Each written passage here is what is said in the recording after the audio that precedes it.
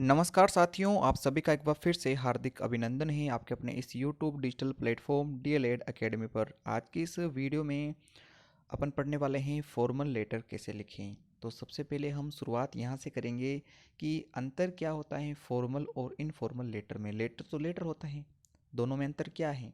तो इसी चीज़ को हम समझेंगे कि औपचारिक लेटर जिसे आप फॉर्मल लेटर कहते हो उसमें, और अनौपचारिक लेटर जिसे आप इनफॉर्मल लेटर कहते हो उसमें क्या डिफरेंस है। उसके बाद फॉर्मल लेटर का एक पैटर्न फॉर्मेट समझेंगे और एक एग्जांपल से देखेंगे कि पेपर में अगर प्रश्न आता है तो उसका आंसर कैसे लिखकर आना है। तो सबसे पहले हम समझ लेते हैं कि फॉर्मल लेटर और इनफॉर्मल लेटर में अंतर क्या होता है। तो पहला डिफरेंस तो ये है कि it is written in formal way और अ प्रोफेशनल वे। तो जो प्रोफेशनल व्यावसायिक तरीके से जो लिखा जाता है वो होता है फॉर्मल लेटर।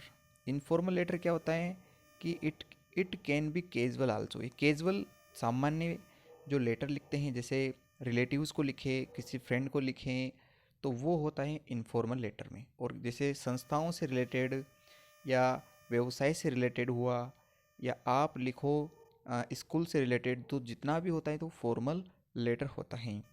आगे समझने की बात है कि it is an official announcement. ये औपचारिक अनाउंसमेंट होती है फॉर्मल लेटर में, जबकि जो इनफॉर्मल लेटर होता है वहाँ कोई ऐसी घोषणा अनाउंसमेंट नहीं होती हैं। आगे बात करते हैं, the format of the letter should be followed. Format का मतलब होता है एक ऐसा तरीका जिसको आप फॉलो करके उसको लिख सकते हो। तो ये फॉर्मल जो लेटर होता है आपका फॉर्मल, इस फॉर्मल लेटर में आपको एक फॉर्मेट फॉलो करना ही पड़ता है, जबकि ऐसी कोई बाध्यता नहीं है पर्टिकुलर फॉर्मेट की किसके अंदर, इनफॉर्मल लेटर में। आगे बात करते हैं, they are written they are written for official reason. ये कोई औपचारिक कारण जो होता है तभी आप ये लिखते हो। तो ये ऑफिशियल रीजन्स के लिए लिखे जाते हैं फॉर्मल लेटर, और ये जो हैं पर्सनल रीजन्स जो होते हैं उनके लिए लिखे जाते हैं। अगर किसी रिलेटिव्स को अगर अपने को पत्र लिखना हो, लेटर लिखना हो, तो वो पर्सनल रीजन की वजह से अपन लिखते हैं। कोई सा भी कारण हो सकता है, चाहे किसी को बर्थडे विश करने का हो, किसी बर्थडे विश का आपको रिप्लाई देना हो, अपने अंकल को लिखना हो, मामा चाचा बुआ फूफा किसी को भी लिखना हो, वो आपके पर्सनल रीजन में आता है।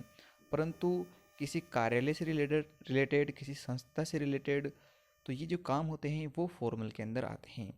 अब देखते हैं कि फॉर्मल जो लेटर होता है उसका फॉर्मेट कैसा होता है। तो आपको समझ लेना है जो मैं आपको यहाँ बताता हूँ। सबसे पहले तो इसका एक फॉर्मेट समझते हैं फॉर्मल लेटर का। आपको सर्वप्रथम सेंडर का एड्रेस और डेट लिखना है। सेंडर का मतलब होता है जो लेटर लिख रहा है, यानी जो लेटर जो लिखता है वही सेंडर होता है, क्योंकि उसी को तो लेटर किसी न किसी को भेजना है। तो यहाँ तो उसका सबसे पहले लिखेंगे एड्रेस, उसके बाद उस दिन की दिनांक लगाएंगे जिस दिन वो लेटर लिख रहा है, यानी आप जिस दिन लेटर लिखोगे उसी दिन की आप दिनांक यहाँ ऐड करोगे, या फिर आपको कोई दिनांक क्वेश्चन में दी जाए तो वो आप लिख सकते हो। इसके बाद आप लिखोगे रिसीवर्स एड्रेस, जिसको लेटर लिखना है उसका नाम और एड्रेस यहाँ आ जाएगा। उसके बाद आपको क्या करना है, सब्जेक्ट लिखना है। सब्जेक्ट आप समझ जाते हो, विषय, किस विषय से संबंधित वो चीज़, वो लेटर आप लिख रहे हो उसके बारे में बताओगे आप। फिर आपको सैल्यूटेशन लिखना होता है।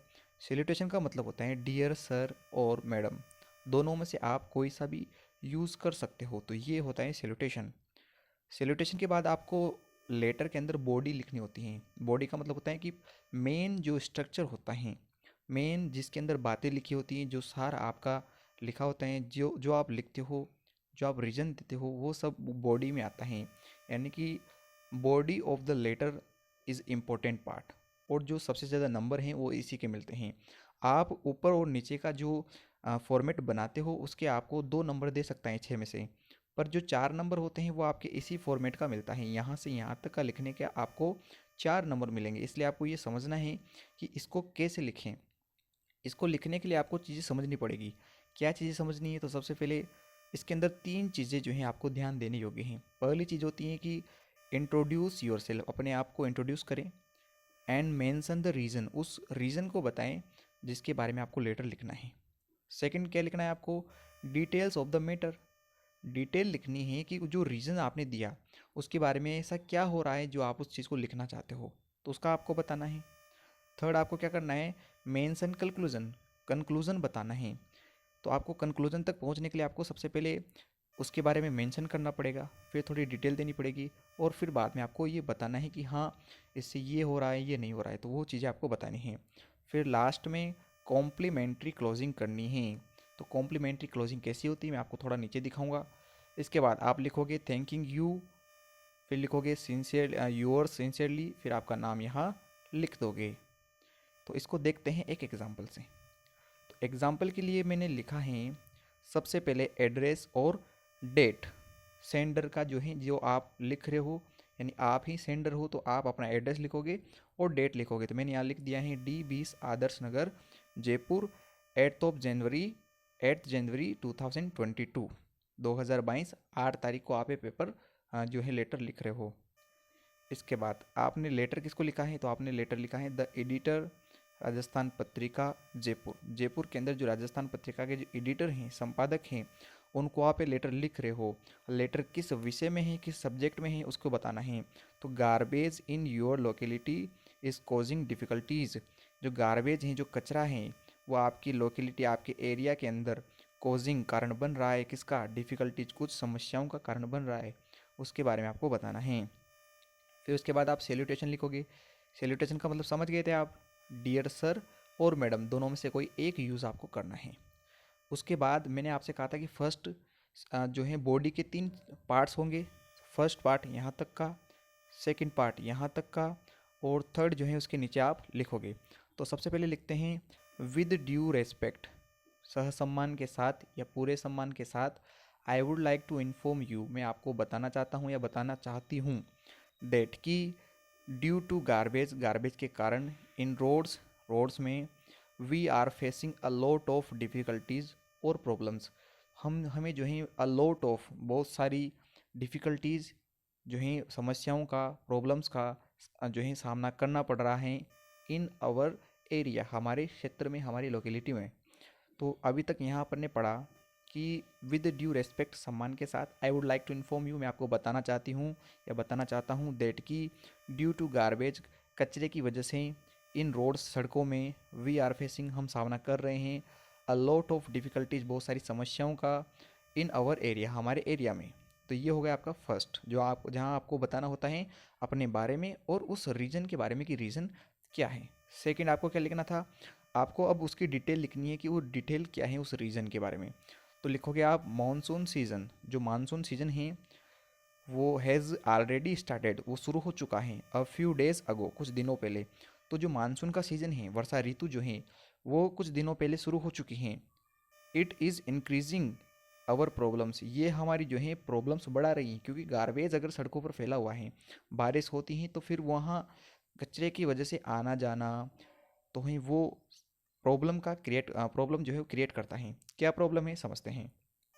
दियर is a risk of accident, accident की यहाँ जो है रिस्क है, that people get hurt, people मतलब समझ गए आप, लोग जो हैं गेट हर्ट, दुख जो है हर्ट हो सकते हैं इससे, while driving on the roads, जब वो रोड्स पर ड्राइविंग कर रहे होते हैं या वो जब चल रहे होते हैं तो उससे हर्ट हो सकते हैं। किसी का एक्सीडेंट हो गया, दुर्घटना हो गई, तो हर्ट हो गया, कोई भी व्यक्ति हर्ट होने का मतलब होता है दुखी हो गया। व्यक्ति दुखी कब हो सकता है, या तो गार्बेज से, गार्बेज में फिसल कर गिर जाए तब, या एक्सीडेंट हो जाए रोड पर ड्राइविंग करते समय, तो ये प्रॉब्लम हो सकती हैं। उसके बाद आपको थर्ड में क्या लिखना था, तो थर्ड वाले में आपको कंक्लूजन तक पहुंचना है। तो कंक्लूजन में आप पहुंचोगे दियर फोर, इसीलिए, इसके जगह पे आप सो भी लिख सकते हो, सो, सो इसीलिए, या दियर फोर, दोनों एक चीज़ हैं। So I wish to draw the attention of the concerned authorities, तो मैं ड्रॉ करना चाहता हूँ, ड्रॉ मतलब आकर्षित करना चाहता हूँ, द अटेंशन आपका ध्यान, मतलब ध्यान, द कंसर्न्ड ऑथोरिटीज, इससे जुड़ी हुई संस्थाओं का। वापस पढ़ते हैं, दियर फोर इसीलिए, आई विश मैं चाहता हूँ, टू ड्रॉ खींचना, द अटेंशन आपका ध्यान, ऑफ कंसर्न ऑथोरिटीज इससे जुड़ी हुई संस्थाओं का, with the help of your newspapers, आपके न्यूज़पेपर की सहायता से। तो मैं उन संस्थाओं का ध्यान आपकी तरफ मेरी तरफ खींचना चाहता हूँ, या अपनी तरफ खींचना चाहता हूँ जो इससे जुड़ी हुई हैं। इसका मतलब ये है। तो ये होता है कंक्लूजन तक पहुँचना। इसके बाद मैंने कहा था कॉम्प्लीमेंट्री आपको लिखना है क्लोजिंग, तो उसके लिए लिखोगे प्लीज़ गिव अटेंशन, कृपया ध्यान दीजिएगा, and resolving this matter at the earliest, जल्दी से जल्दी इस प्रॉब्लम को जो है सॉल्व करने के लिए हमारी सहायता करें, प्रयास करें। थैंकिंग यू, बहुत बहुत धन्यवाद। Your sincerely S Kumar Sharma. यहाँ मैंने अपना नाम लिखा है, वहाँ आप अपना नाम लिख सकते हो। तो बहुत ही सिंपल काम होता है फॉर्मल लेटर को लिखना। मुझे ये वीडियो बनाना पड़ा क्योंकि काफ़ी दिन से इसकी डिमांड थी। तो अब आपके दिमाग में एक फॉर्मेट समझ में आ गया होगा कि क्या क्या लिखना होता है। तो ये एक फॉर्मेट होता है, और कल वाले वीडियो में कल मैं बना दूंगा एक और वीडियो इसी समय, जहां आपको इनफॉर्मल लेटर कैसे लिखना है वो भी मैं आपको बता दूंगा। आपको वीडियो कैसा लगा आपको कमेंट करके ज़रूर बताना है।